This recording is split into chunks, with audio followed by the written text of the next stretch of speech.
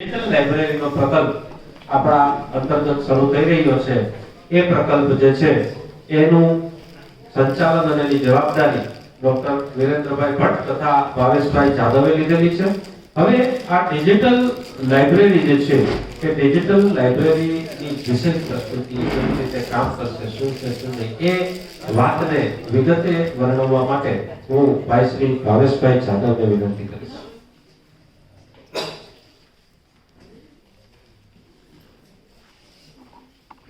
નમસ્કાર. પ્રદેશ નાજી બાબા, તેમના પ્રતિનિધિ રૂપે શ્રી સુરેશભાઈ, આપણા માર્ગદર્શક વિશિષે અને આજના વક્તા શાસ્ત્રીજી, અને ખાસ તો જેના માટે આ પ્રોજેક્ટ છે એ બધા અમારા વિદ્યાર્થી મિત્રો. ડિજિટલ લાઇબ્રેરી અથવા તો ડિજિટલ શબ્દ અથવા તો આ પ્રકારની ટેકનોલોજી વિશે આપ સૌ નાની મોટી વાતથી ક્યાંક ને ક્યાંક અવગત છો, એટલે એના વિશે બહુ કંઈ મારે જાજુ પ્રકાશ પાડવાનો ન હોય. બને એટલી ટૂંકમાં વાત કરું તો સામાન્ય રીતે ઈ બુક કે ડિજિટલ જે પીડીએફ ના સ્વરૂપમાં આપણે વોટ્સઅપમાં કે ઈમેલમાં ઘણી બધી વાર આપણે આપતા જોઈએ છીએ. એનું સંકલિત સ્વરૂપ જે છે એ આની અંદર મૂકવાનો ઉપક્રમ જે છે એ સુરેશભાઈની પ્રેરણાથી, ઈચ્છાથી અને એના બળથી મેં કરી શકાય એનો આનંદ છે. ટેકનિકલી થોડીક વાત કરું તો મુખ્યત્વે આ પીડીએફ કે ઈ બુક છે એ સામાન્ય રીતે 3 પ્રકારની હોય છે. એક જે છે એને ફક્ત ફોટો પાડી અને જેપીજી સ્વરૂપે અથવા તો પિક્ચર સ્વરૂપે આપણે ક્યાંક મોકલતા હોય છે, કે જે આપણે મોકલવું હોય છે એનું જે રીતે સરકારી પરિપત્રો સામાન્ય રીતે આવતા હોય છે તો ફોટો પાડીને મોકલી દઈએ. એ એકદમ પ્રાથમિક સ્વરૂપ છે ડિજિટલ.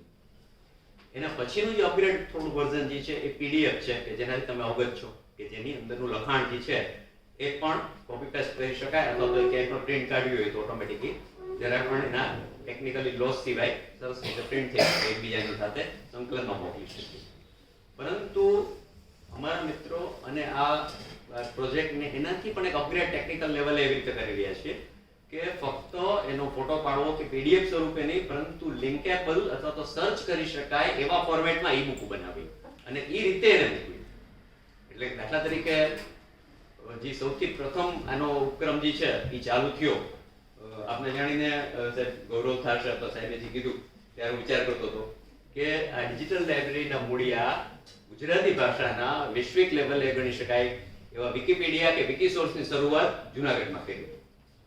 2012 ની અંદર સાથે જે મારા સાથીદાર છે અશોકભાઈ અને એને રૂપાયતન સંસ્થાની અંદર વિકીપીડિયાનું ગુજરાતી ડોમેન ચાલુ કર્યું. એની અંદર સૌથી પહેલું ઈ બુક ચડાવી અને આપણે જાણીને ગૌરવ અને આનંદ થશે કે આજની તારીખે એની અંદર 200 પુસ્તકો, આખા 200 પુસ્તકો અંદર આવી ગયા અને 10,000 થી વધારે આર્ટિકલ્સ છે.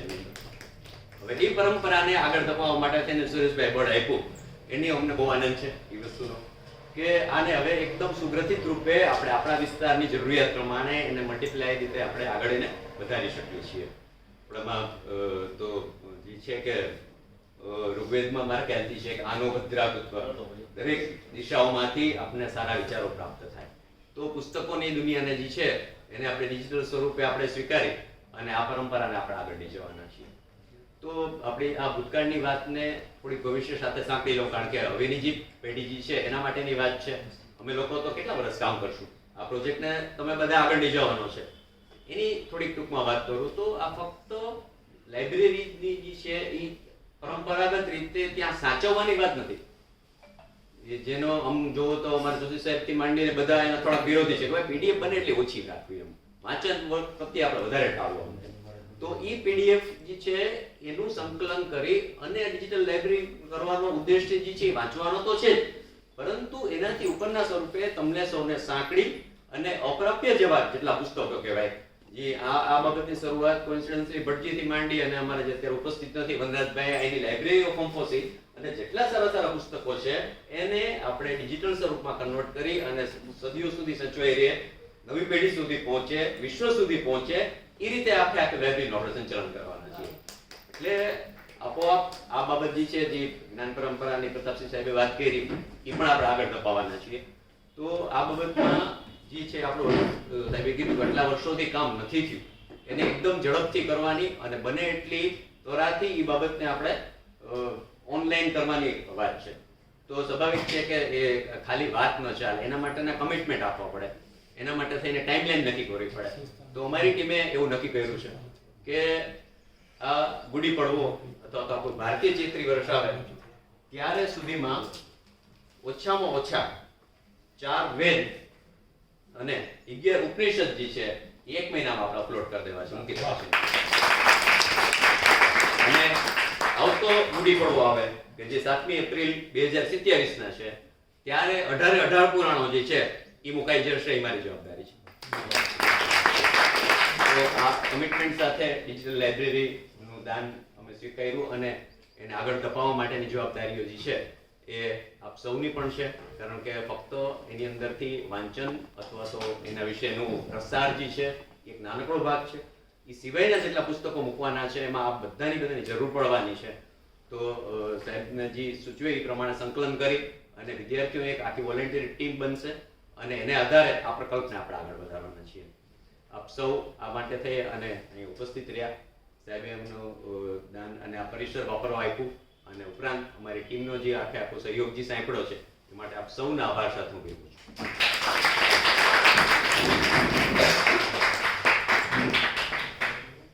ખૂબ જ વિગતે ભાવેશભાઈએ આપણને સરસ મજાની વાત કરી કે આ આખો જ પ્રકલ્પ કેવી રીતે ચાલશે, કયા કયા પ્રકારના અને કેટલા બધા પુસ્તકો, અલભ્ય પુસ્તકો જે છે આ ડિજિટલ લાઇબ્રેરી ઉપર અપલોડ થઈ જશે અને એને સર્ચ કરીને જોઈ શકાશે. થેન્ક યુ ભાવેશભાઈ. અમે થોડા દિવસો પહેલા જ્યારે સુરેશભાઈને મળવા આવ્યા અને એમની ચેમ્બરમાં બેઠા હતા ત્યારે એમની પાછળ જ્ઞાનજી બાપાનું સરસ મજાનું ચિત્ર છે, લાઈવ જાણે હમણાં આપણી સાથે વાત કરશે, એટલો સરસ ફોટો છે. અને એમાં એક કોટેશન લખેલું છે સરસ મજાનું, જે બાપા પોતે માનતા હશે. A man only learns by 2 things. માણસ 2 જ વસ્તુઓ દ્વારા શીખી શકે છે. એક રીડિંગ, વાંચવું, અને બીજું association with smarter people. Smarter અંગ્રેજી જેમનો વિષય છે એ સમજી શકે. સ્માર્ટર પીપલ, આપણા કરતા પણ જે વધારે સ્માર્ટ છે એવા હોશિયાર લોકો પાસેથી જે છે એ આપણે શીખી શકીએ છીએ. તો આ જ વાતને સંસ્થાના હાલના પ્રમુખ અને આપણા વડીલ મિત્ર એવા શ્રી સુરેશભાઈ વેકરિયા જે છે એમણે યાદ રાખીને પોતાના પિતાની પાછળ આ વાંચનનું કામ કરતી આપણી સંસ્થાને આ અનુદાન આપ્યું અને આજે આ ડિજિટલ લાઇબ્રેરી જે છે એ બુક જે છે એ ઓપન થઈ છે, એનું લોકાર્પણ થઈ ચૂક્યું છે. આ સમયે મારે એ પણ યાદ કરવું પડે, કારણ કે વેદથી વિજ્ઞાન વાળું આખું જે પ્રદર્શન હતું એ અમે જોયું હતું, તે દિવસે અમે હાજર હતા. અને આ જ પ્રકલ્પના અનુસંધાનમાં થોડા દિવસ પહેલા અમે આપણા સંસ્કૃત ડિપાર્ટમેન્ટમાં કેલૈયા સાહેબને મળ્યા દિનેશભાઈ, ત્યારે એમણે મને પુસ્તકની વાત લઈને નીકળ્યા એટલે પુસ્તક જ આવે સાહેબ. એણે મને એક સરસ મજાનું પુસ્તક ભેટ આપ્યું તે દિવસે, સાહેબ આ તમે લેતા જાઓ, આ કે સરસ તમને કામ લાગશે. અને એની અંદર પણ આ જ ભારતીય જ્ઞાન પરંપરાની જે વાત છે એ ભારતીય જ્ઞાન પરંપરાના અનુસંધાનમાં એમણે કયા કયા ઋષિ મુનિઓએ કઈ કઈ શોધ કરી છે એની આખી જ વાત ડિટેલ સાથે એ આપેલી છે. ખૂબ સરસ પુસ્તક છે. આ તકે આપણે વિનંતી કરશું માનનીય શ્રી સુરેશભાઈ વેકરિયાને કે એ પોતાનું પ્રતિભાવ આપે. શ્રી સુરેશભાઈ વેકરિયા.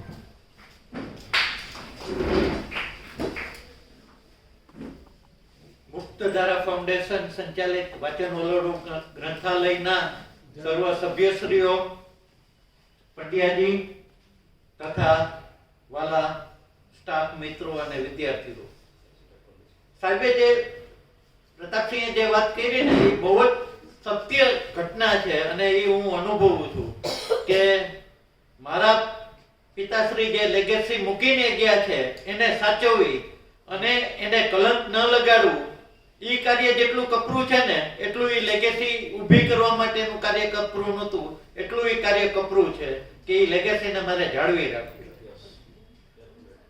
અને તમારા સૌના, મારા અધ્યાપક મિત્રોના, પ્રિન્સિપાલ શ્રીઓના અને મારા ટ્રસ્ટીઓનો સાથ સહકાર મને એટલો છે કે હું એમાં પ્રયત્નશીલ છું કે મારા પિતાશ્રી જે વારસો આપી ગયા છે એને કલંક ન લાગે અને એને જે કંઈ ગંગા વહેતી મૂકી છે એમાં પાણી ન ખૂટે એવો એ લોકોનો જે મારા સાથી મિત્રોનો જે અધ્યાપકો છે, મારી સંસ્થાના ટ્રસ્ટીઓ છે, ધીરુભાઈ જેવા, માતંગભાઈ જેવા મિત્રો વડીલો છે, એ લોકોનો જે માર્ગદર્શન છે, જેના પ્રતાપે હું આ કાર્ય કરી શકું છું અને જેના હિસાબે, જેના માટે થઈને કરું છું. એ જુનાગઢની જનતાને, મારા પિતાશ્રી એવું કહેતા કે જુનાગઢની જનતાએ મને જે આપ્યું છે એનું હું ઋણ ચૂકવું છું અને એ ઋણ ચૂકવવા માટે તમે સૌ જે મને મદદરૂપ થાવ છો એ બદલ હું તમારો સૌનો આભારી છું.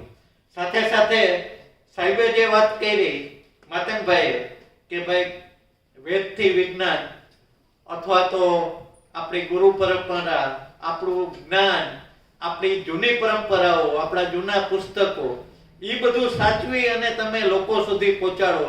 જૂનું જે આપણું જ્ઞાન છે, હમણાં જ પંડ્યાજીએ મને 2 મુદ્રાની વાત કરી. એ મુદ્રાથી તમારું વજન એમણમ ઘટતું હોય, જે તમારે 150-200 રૂપિયા રોજની દવા ખાઈને ઘટાડો છે, એને બદલે માત્ર મુદ્રાથી જે આપણા વિજ્ઞાનીઓ, આપણા ઋષિમુનિઓ, જે વિજ્ઞાનીઓ જ હતા, એ લોકોએ જે આપ્યું છે એ તમે લોકો સુધી પહોંચાડવાનું પુણ્ય કાર્ય કરો છો. એ કાર્ય લોકો સુધી પહોંચે એવી અભ્યર્થના. જય હિન્દ, જય ભારત.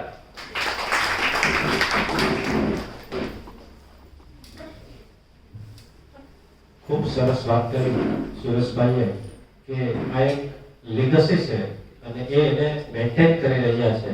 આ પણ મિત્રો, જ્યારે આપણે વૈશ્વિક વાત કરીએ છીએ, ગ્લોબલાઇઝેશનની વાત કરીએ છીએ, ત્યારે આપણે આનંદ સાથે વાત કરવી પડે કે એ આપણે સનાતનની અંદર, ભારતની અંદર છીએ, માટે આ વિચાર છે.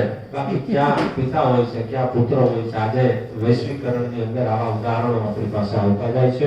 એટલે ખરેખર ફરી એકવાર નાનજી બાપાને આપણે વંદન કરીએ. સુરેશભાઈનો ખૂબ ખૂબ આભાર.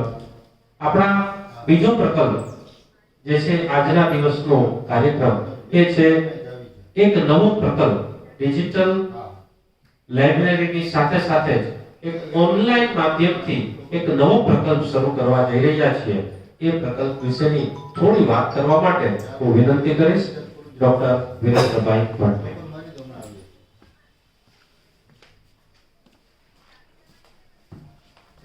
આપણે જેમને સાંભળવા માટે આજે મળ્યા છીએ એમને થોડો સમય આપવો યોગ્ય ગણે. તલવાર કરતા બુદ્ધ મોટી થઈ જાય ત્યારે એ કટાર બની જાય. ડિજિટલ લાઇબ્રેરીના સંદર્ભમાં આપણે બધા પુસ્તક પ્રેમી છીએ. કમનસીબે જૂની જનરેશન આ વાંચનનો શોખ પાછો વાવવો જોઈએ નવી જનરેશનમાં, એ બરોબર વાવી નહીં શકી હોય, કાં તો પ્રતિકૂળ સંજોગોમાં ઉગાવો સારો નહીં થયો હોય. પરંતુ પુસ્તક આપણને બધાને ગમે છે, આજની જનરેશન વાંચે છે અલગ ફોર્મેટમાં. તો એ પુસ્તક એવું થોડું જરૂરી છે કે અનુભવથી જ માણસ ડાયો બને, બીજાના અનુભવથી વધારે ડાયો બને. તો બીજો કોઈ પુસ્તક વાંચે અને એ પુસ્તકનો જીષ્ટ શેર કરે આપણી સાથે, તો એ અર્થ આપણને સશક્ત અને પોષક બનાવે ને. તો એવો ને એક પ્રકલ્પ આવતી 7મી ફેબ્રુઆરી આપણે શરૂ કરીએ છીએ રાત્રે 9 થી 10, અને તે છે બુક ટોક. અને એ બુક ટોકના કાર્યક્રમની અંદર જે બુકને વાંચે છે, મમરાવે છે, ચાવે છે, પચાવે છે અને લોહીમાં એસિમિલેટ કરીને ભેળવે છે, એ સત્વ આપણી સાથે વેચશે. તો તૈયાર રહેજો. એનું રજીસ્ટ્રેશન છે, અલબત્ત તે ફ્રી છે. તો એવા એક કાર્યક્રમની શરૂઆત કરીએ છીએ કે બહુ દુનિયામાં વચાતા પુસ્તકોનો સાર આપણને મિનિટોમાં મળી જાય. તો આવા એક ગમતીના કાર્યક્રમ માટે હંમેશા તૈયાર રહેજો. વિશેષ નગરતા આપણે જેના માટે મળ્યા છીએ એવા ગુજરાત રાજ્યના જ નહીં પરંતુ વિશ્વના એક વિદ્વાન કહું છું એવા જે પ્રોફેસર ડોક્ટર દિનેશભાઈ પંડ્યા કે જેમને ગ્રીક, સંસ્કૃત, અંગ્રેજી, હિન્દી, ગુજરાતી આ 5 ભાષાઓમાં જે માહિર છે, એવા બહુ જવલ્લે સાંભળવા મળતા એવા વિદ્વાન છે. એટલો બધો વધુ સમય એમને માટે ફાળવીએ અને તેમની પાસેથી વાતો સાંભળીએ. Thank you. Online book talk, જે રીતે આજે આપણે પુસ્તક પરિચય માટે મળ્યા છીએ પણ બુક ટોક, એવી રીતે ઓનલાઈન બુક ટોક જે છે એ પ્રકલ્પ શરૂ થશે.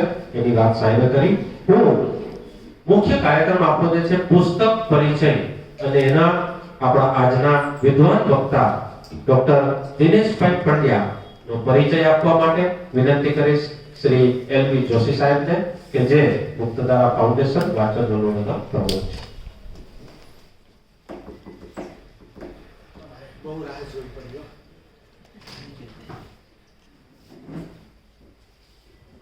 મંચસ્થ જે વિદ્વાન વક્તા છે તે પંડ્યા સાહેબ, જે પ્રેરણા સ્ત્રોત અમારા મુક્તધારા ફાઉન્ડેશન એવા સુરેશભાઈ નકરિયા, અને ધીરજ ધરીને બેઠા છો એ આપ સૌ. ઘણો સમય વધારે થયો છે ધારણા કરતા, એટલે પરિચય તો માત્ર 2-4 મિનિટનો જ હોય, પણ ઘણો બધો સમય સાહેબનો લઈ લીધો છે. એમનો જ આ મુખ્ય કાર્યક્રમ હતો, પરંતુ પરિસ્થિતિ પ્રમાણે આપણે બધું ચાલવું પડશે. આપ ધીરજ રાખજો. વિદ્યાર્થીઓ ખાસ તો તમને ઘણું જાણવા મળશે. અમે સમજીએ છીએ કે તમે ખૂબ ધીરજ રાખીને બેઠા છો. મારે આજે એવા એક વ્યક્તિત્વનો પરિચય આપવો છે કે જે વ્યક્તિત્વ એક વિદ્વાન અને વિરલ અધ્યાપક છે. એમનું શુભ નામ છે doctor Dineshbhai Pandya. MA, MPhil અને PhD સુધી ખૂબ સારી ડિગ્રીઓ પ્રાપ્ત કરીને અમદાવાદની એક ખૂબ જાણીતી કોલેજમાં અંગ્રેજીના પ્રોફેસર તરીકે તેમજ HOD તરીકે દીર્ઘકાલીન સેવાઓ આપી. અને નવાઈ લાગશે કે PhD નો એમનો વિષય પણ કેવો છે સાહેબ? દિવ્ય મહાકાવ્ય મહાભારત અને ભવ્ય મહાકાવ્ય ઇલિયડ. આ બંનેના એ વીર રસમાં તુલનાત્મક અભ્યાસ એ માત્ર ડોક્ટર દિનેશભાઈ જ કરી શકે. આ અભ્યાસ આપણે સૌ જાણીએ છીએ કે ઇલિયડ છે કરુણાંત ટ્રેજેડી મહાકાવ્ય, તેમ છતાં એમાંથી આપણે એ વીર રસ એ શોધીને એક રિસર્ચ કરેલું છે. અદ્ભુત છે. તેઓ દિવ્ય ભાગવત પુરાણના દિવ્ય કથાકાર છે, પુરાણકાર છે. જ્યોતિષ શાસ્ત્ર એમનો ગમતો શોખ, ગમતો વિષય છે. સંસ્કૃત ભારતી જુનાગઢ જનપદના તેઓ સંયોજક શ્રી છે. અને તેઓ શ્રીના નિવાસ સ્થાને જો કોઈને જવાનું થાય તો એમને ત્યાં એક માત્ર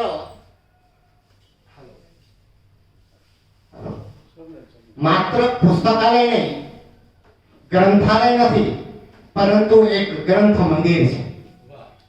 ત્યાં હું એકાદ કલાક બેઠો તો, માત્ર મળવા માટે 5 મિનિટ માટે ગયો હતો, પણ 1 કલાક સુધી બેઠો. તમને એટલું પવિત્ર એ ધામ દેખાશે. આવું તો એમનું નિવાસ સ્થાન છે. એ એમના વ્યક્તિત્વ પરથી જ આપણને ખ્યાલ આવે છે. સરળતા, સહજતા, સૌમ્યતા, શાલીનતા, તરલતા, મધુરતા, વિનમ્રતા અને વિદ્વતા. બીજું કેટલું કહું? માત્ર ને માત્ર તેઓ વિચાર સમૃદ્ધ, સંસ્કાર સમૃદ્ધ અને ગુણ સમૃદ્ધ હોય તો તે પંડ્યા સાહેબ છે. મારે એમની એક અંગત વાત કહીને હું એમનો પરિચય પૂર્ણ કરીશ. વર્ષ 2014 તેઓ અમદાવાદની કોલેજમાં પ્રોફેસર તરીકે સારા પગારમાં નોકરી કરી રહ્યા છે. દરમિયાન એમના માતા પિતા જુનાગઢમાં, તેઓ અહીંયા આવ્યા અને માતા પિતાએ એમને એવી વાત કરી કે દિનેશ, તું અમારી સાથે ન રહી શકે. એમણે કીધું કે રહી શકું, પણ મારી પણ એક મર્યાદા છે. હું પ્રોફેસર છું અને મારે નોકરી તો કરવી પડશે. તો એ નક્કી તારે કરવાનું છે કે તારે નોકરી કરવી છે કે અમારી સાથે રહેવું છે. તમે વિચારજો કે એમણે શું વિચાર્યું હશે. આ સ્વાર્થની દુનિયામાં કોઈ એવું વિચારે કે હું મારા માતા પિતા સાથે રહું? માત્ર એક દિનેશ પંડ્યાએ એવું વિચાર્યું કે નોકરી નહીં, પણ પેલા મારા માતા પિતા, અને મારા માતા પિતાને કારણે એમણે એવું વિચાર્યું કે હવે મારે આ નોકરી કરવી નથી. છેલ્લું વાક્ય એમના માટે, જ્યાં 1.5 લાખની નોકરી નહીં, પરંતુ કર્તવ્યને પ્રાથમિકતા મળે, ત્યાં દિનેશ પંડ્યા જેવા વ્યક્તિત્વ જન્મે છે. તેમને ખૂબ ખૂબ વંદન છે. આજનો એમનો વિષય છે સત્યમ પરમ ધીમહિ. શ્રીમદ ભાગવત પુરાણનું મંગલાચરણ, સત્ય, પરમેશ્વર અને ચિંતન, આ ત્રણ ભૂમિકા ઉપર આજે આપને અધ્યાત્મના માર્ગ પર અને વ્યવહારના માર્ગ પર લઈ જશે. હું એમને નિમંત્રિત કરું છું કે આપ પૂજ્ય સાહેબ પધારો અને આપની વિદ્વતાનો અમને સૌને ખૂબ લાભ.